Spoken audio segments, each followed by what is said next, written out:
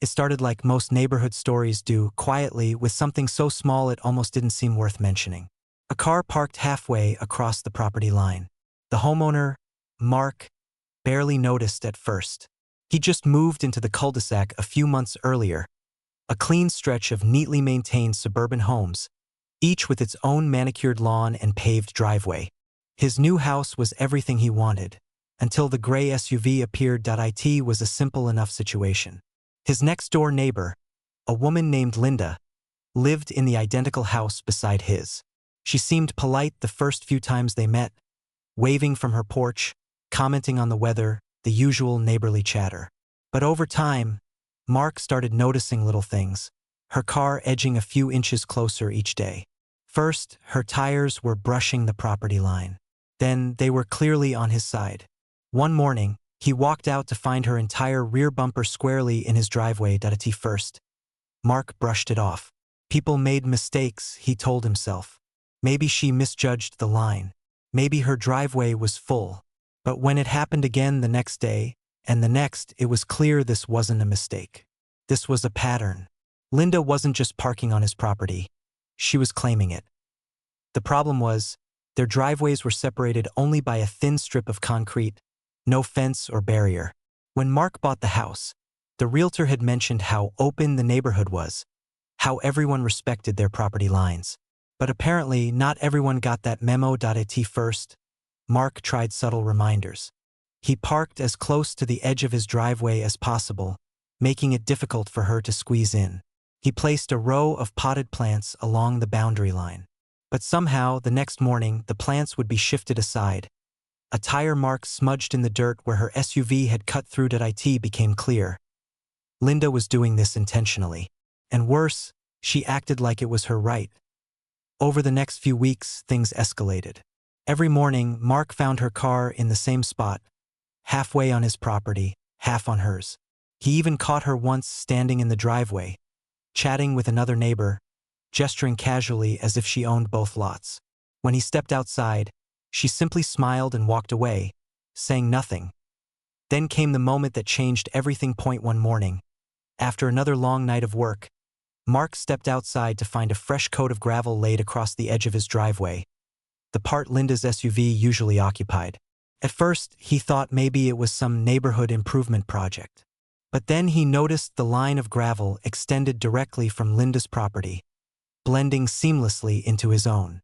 She had done it herself, trying to make it look like one continuous driveway. That's when he knew this wasn't just parking anymore. This was an attempted takeover. He decided to check the property records to be sure. He spent an evening digging through online documents, pulling up maps, and cross-referencing boundaries. The results were clear as day. That strip of pavement belonged entirely to him.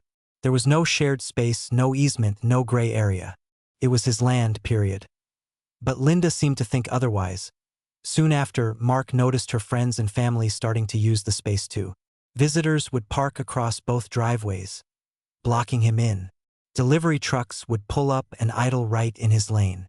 It became a daily frustration, and each time, Linda pretended not to notice. Mark decided to confront her. Politely, of course. But when he approached her one afternoon as she was watering her lawn, she simply shrugged and said something that stuck in his mind. Driveways don't really belong to anyone. It's just pavement. Then she turned her back, humming as if the conversation never happened. That sentence lit a spark inside him. Driveways do belong to someone, and this one was his. From that moment on, Mark stopped trying to reason with her. He started planning instead. He spent days thinking of a solution. He wasn't the type to start a neighborhood war, but he was determined not to be walked over, literally or figuratively. He explored all the traditional routes first, contacting the HOA, which, predictably, told him it was a private dispute, speaking to a city representative, even calling the local police. But since there was no actual damage, and since the car wasn't blocking his entrance completely, they told him there was nothing they could do. It was infuriating. The law was on his side, but nobody would enforce it. So he started thinking like Linda. If she wanted to play games, he could play better ones. The idea came to him one weekend as he was scrolling through home improvement videos. A creator had installed a motion-triggered sprinkler system to keep animals off his lawn. It was legal, harmless, and, if used creatively, very effective. Mark realized he could do something similar. But he wouldn't stop there. Over the next week, he designed what he jokingly started calling his driveway defense system. It began with cameras, small, discreet, motion-activated cameras hidden near his garage. Then came the sprinklers, precisely aimed at the section of pavement where Linda's SUV always sat. He added reflective cones, pressure lights, and even a low, decorative chain border, all technically compliant with neighborhood rules but strategically placed to make her parking habits inconvenient. And embarrassing that it was clever. It was subtle. And best of all, it was completely legal. The first night the system went live, Mark could barely sleep. He waited for the sound of tires crunching on gravel. Around 10 p.m., he heard it. The unmistakable hum of Linda's SUV pulling in. A second later, a soft click from the motion sensor, followed by a sharp hiss. The sprinklers roared to life. From his window, Mark watched as the water sprayed upward, drenching the side of the SUV. He could almost picture her jumping in surprise as her car was showered from above. It wasn't damaging, just annoying enough to send a clear message. This space was off limits. The next morning, the SUV was gone. The line of gravel she'd spread across his driveway had been washed clean away. For the first time in weeks, Mark pulled out of his driveway without obstruction. But peace in this kind of neighborhood never lasts long. By that evening, a note appeared taped to his mailbox. It was short, written in large, angry handwriting. The message accused him of harassing neighbors and threatened to take this to the HOA and the police. Mark just smiled. The cameras had recorded everything. Every inch of her car crossing into his property. Every second of the sprinkler activation. That he knew she was furious. And that only meant one thing. She wasn't done. As the sun set that night, Mark checked his cameras again. He noticed something odd. A shadow near the edge of the driveway. Someone was walking around with a flashlight, inspecting the ground. He zoomed in. It was Linda. She was back. And whatever she was planning next, it was clear this feud was far from over. The morning after Linda's flashlight visit, Mark could feel the tension in the neighborhood like a charged wire. Birds chirped as usual. Children played on the sidewalks. But every time he stepped outside, it was as if he was walking into a silent battlefield. The subtle, persistent feeling of someone watching lingered. It was clear that the sprinkler system hadn't scared her off permanently. It had only provoked her further. Mark spent the day reviewing the footage from his hidden cameras. Each frame showed her creeping around his property line, poking at the gravel, measuring distances, and even testing the chain border he had installed. She wasn't deterred. She was strategizing. And Mark realized, with a sinking feeling, that this was no longer just about parking.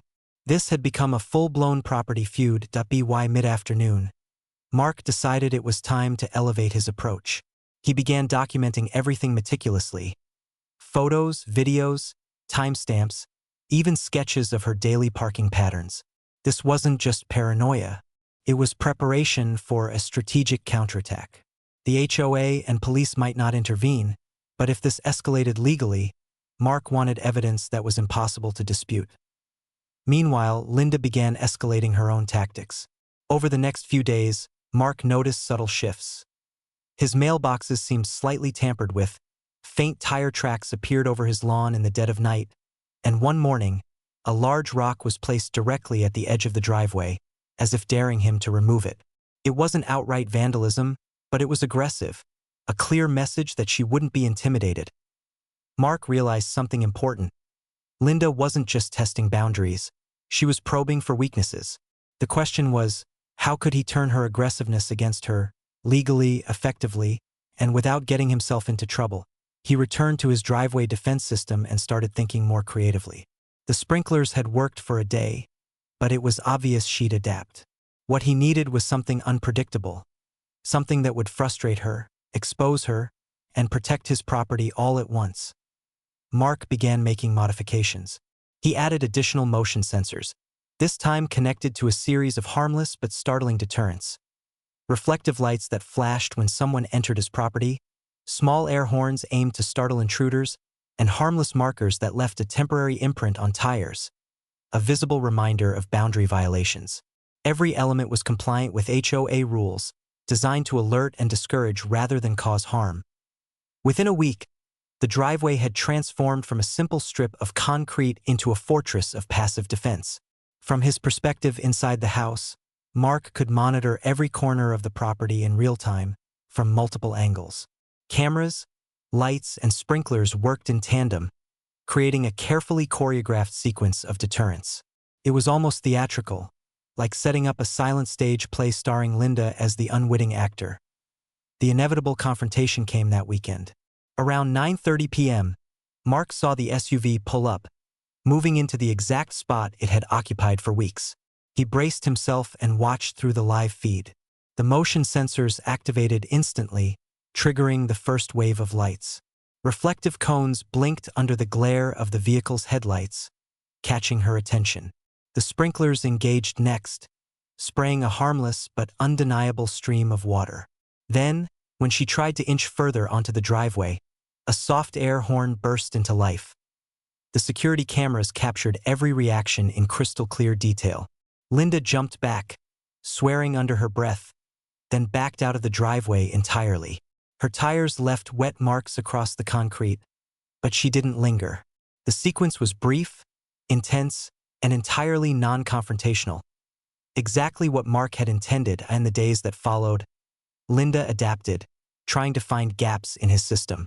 She started parking on the street instead of the driveway, but it became apparent she was documenting his property as she drove by. She measured distances, inspected the gravel, and even took photos of the sprinkler heads, presumably to report them to the HOA. This was when Mark realized that winning wasn't just about preventing her from parking. He needed a strategy to publicly demonstrate the encroachment, to make it clear to the neighborhood and the HOA that the problem wasn't his behavior, it was hers. Mark compiled his footage into a detailed timeline, highlighting every violation. He labeled timestamps, annotated images, and created a visual record that told a story no one could argue with. Every time Linda's SUV crossed the line, every time she tampered with the boundary, it was documented. And when he sent a carefully worded summary to the HOA, not accusing, not inflammatory, but factual, it was undeniable. The HOA's response was tepid at first. They reminded both neighbors of community guidelines and emphasized the importance of respecting property lines. But Mark noticed a shift in their tone. They were paying closer attention, and more importantly, so were the other neighbors. Subtle glances, murmurs, and discreet questions about the SUV suggested that word of the ongoing feud was spreading. Mark realized he could leverage this community attention to his advantage. Then came the turning point. Late one evening, Mark noticed something odd on his cameras. Linda was moving unusually quickly, carrying what appeared to be a toolbox. She crouched at the edge of the driveway, fiddling with one of the cones. Mark watched quietly as she attempted to tamper with the system, perhaps to disable the sprinklers or remove the deterrents. The cameras caught every motion, and when she realized the cameras were still rolling, she froze, glanced toward his window, and retreated quickly. This was the proof Mark needed. Her actions went beyond mere encroachment. She was attempting to sabotage his property. He saved every frame, every clip, every timestamp. The evidence was now irrefutable. By this point, Mark wasn't just defending his driveway. He was orchestrating the ultimate deterrent. Each new adjustment to his system wasn't random. It was a calculated escalation, each element designed to prevent parking, expose misbehavior, and establish control without ever violating the law. The night ended with a sense of victory. Linda had tested him and failed. She had provoked, tried to intimidate, and even attempted sabotage. But every move she made was now on record. Mark had the upper hand, and for the first time in weeks, he felt a quiet satisfaction in his corner of the cul-de-sac. However, deep down, he knew this was only the beginning. In neighborhood feuds like this, escalation was inevitable. Linda wasn't the type to give up easily, and Mark suspected she was already plotting her next move. As he shut down the cameras for the night, Mark leaned back in his chair, looking at the faint shadows cast by his driveway defense system. It was more than just deterrence, it was a statement, a declaration that his property had boundaries, and anyone who tried to cross them would face consequences. The tension lingered, but for now he had reclaimed control. And yet, he couldn't shake the feeling that Linda's next move would be bolder, more creative, and perhaps even more audacious than anything he had seen so far. The stage was set for a final act, one that would determine once and for all who really owned that driveway. The following week, Mark spent every spare moment fine-tuning his driveway defense system. It had evolved far beyond sprinklers and cones. He added motion-activated cameras with night vision, subtle floor markers that left temporary but visible impressions on tires, and strategically placed reflective strips designed to confuse anyone trying to park on the edge. Every element was carefully legal, yet highly effective. This wasn't about confrontation anymore. It was about setting a trap that would make trespassing impossible to ignore, but he also took precautions beyond the physical deterrence. Mark began documenting everything in a digital log, noting dates, times, and patterns in Linda's behavior. He included weather conditions, her repeated attempts to measure or tamper with the property line, and even her daily routines when she arrived home. By the time he finished, the log was exhaustive, a complete record that any legal authority or HOA could verify. Linda, as expected, noticed the changes immediately. By midweek, Mark could see her creeping along the boundary at odd hours, flashlight in hand, measuring the new layout and testing angles. She paused, took notes, adjusted her stance, and even backed up to photograph certain features. Mark observed all of this from his living room, feeling a mixture of amusement and satisfaction. But he knew one thing: to end this feud definitively, he had to do more than frustrate her attempts. He needed a decisive move, a clever, non-violent, and perfectly legal solution that would ensure she could never park on his driveway again. That night, Mark implemented the final piece of the puzzle. He added a weighted, retractable barrier that blended seamlessly with the driveway. When triggered by motion sensors, it would rise just enough to make parking in the encroached space impossible without damaging a vehicle. The barrier was designed to retract automatically, fully compliant with local codes, and would only activate if someone entered the prohibited section of the driveway. He also synchronized the cameras with his smartphone, allowing him to monitor activity in real time and review incidents immediately. Every angle of the driveway was covered, leaving no blind spots for Linda to exploit. The stage was set for what would become the climax of this suburban saga. On a Friday evening, Mark noticed the familiar silhouette of the gray SUV approaching. Linda had clearly been planning her move. The sun was low, shadows stretched long across the cul-de-sac, and she moved slowly, cautiously, as if sensing the trap ahead. Mark held his breath and watched from the window, ready to document every moment. As soon as the SUV crossed the invisible property line, the first motion sensors triggered. Lights flickered on, illuminating the area with a sudden glare. The air horn gave a brief, startling blast, and the sprinklers misted harmlessly but unmistakably. For the third time, Linda jumped in surprise. But this time, she didn't stop. She pressed forward, confident she could maneuver the SUV into the familiar spot. That's when the final barrier activated. The retractable post rose silently but firmly beneath her tires. The vehicle came to an abrupt halt, unable to proceed further onto Mark's property. Linda hit the brakes and froze. The motion-triggered lights reflected off the SUV's windshield. The sprinklers created a faint shimmer across the hood, and the air horn had already silenced. Every camera captured her every movement, every attempt to reverse, every cautious step back, every frustrated glance toward Mark's house. Mark recorded it all. The footage was perfect, a clear depiction of trespassing and the homeowner's perfectly legal defense. He knew that no HOA complaint or neighborly gossip could contradict what was on camera. After a tense few minutes, Linda finally backed down completely, retreating onto her own property. Her friends and family, who had been lurking in the shadows to support her, quickly followed. The driveway remained untouched, the barrier fully retracted, and Mark, for the first time in weeks, felt absolute control over his own property. The following morning, Mark reviewed the recordings and prepared a brief but detailed report for the HOA. The footage was crystal clear. Linda's repeated attempts to encroach, her measurements, her physical presence on his property, and her repeated failure to respect boundaries were all documented. He submitted it with calm precision, highlighting the facts without commentary or emotion. Within days, the HOA responded. They acknowledged the documented violations and reminded Linda of her responsibility to respect property boundaries. They praised Mark for his thoughtful, legal, and non-confrontational approach. Meanwhile, other neighbors began complimenting him on his ingenuity. Subtle nods, friendly waves, and whispered admiration circulated around the cul-de-sac. Mark's driveway had become more than just a driveway. It had become a symbol of clever, lawful defense against overreach. Linda's attempts diminished rapidly after that.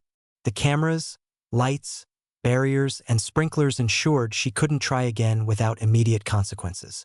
The subtle public exposure and HOA involvement further discouraged her from any further encroachment. In the end, Mark had achieved the perfect balance. A defensive system that was firm, legal, and effective, while avoiding any confrontation that could escalate into conflict or legal trouble. Weeks later, Mark reflected on the ordeal. What had started as a minor inconvenience, a neighbor parking across a boundary, had escalated into a drawn-out struggle of patience, creativity, and strategic thinking. He had learned that sometimes, protecting what was yours required more than confrontation. It required observation, planning, and ingenuity. By the time the leaves began to fall that autumn, the driveway was untouched, fully in his control, and Linda had stopped challenging it entirely. Mark even took a quiet pride in the system he had built. It was subtle, unassuming, yet completely effective, a modern-day trick of clever engineering and strategic patience that ensured his property remained his own. And while some might call it overkill, Mark knew that in a neighborhood where lines are easily crossed and boundaries are often ignored, preparedness was everything. The feud had ended, not with anger or escalation, but with strategy, evidence, and a perfectly executed trap. Mark's driveway, once just a patch of concrete, had become a symbol of respect, ownership, and calculated ingenuity. A story that would quietly ripple through the neighborhood for months. A tale of clever defense that reminded everyone. Don't underestimate a homeowner who knows exactly what they own and exactly how to protect it. The saga was over, the driveway was safe, and Mark could finally enjoy the quiet satisfaction of victory, the kind that comes from being patient, smart, and one step ahead in a war of wits where no one got hurt, but everyone learned the rules.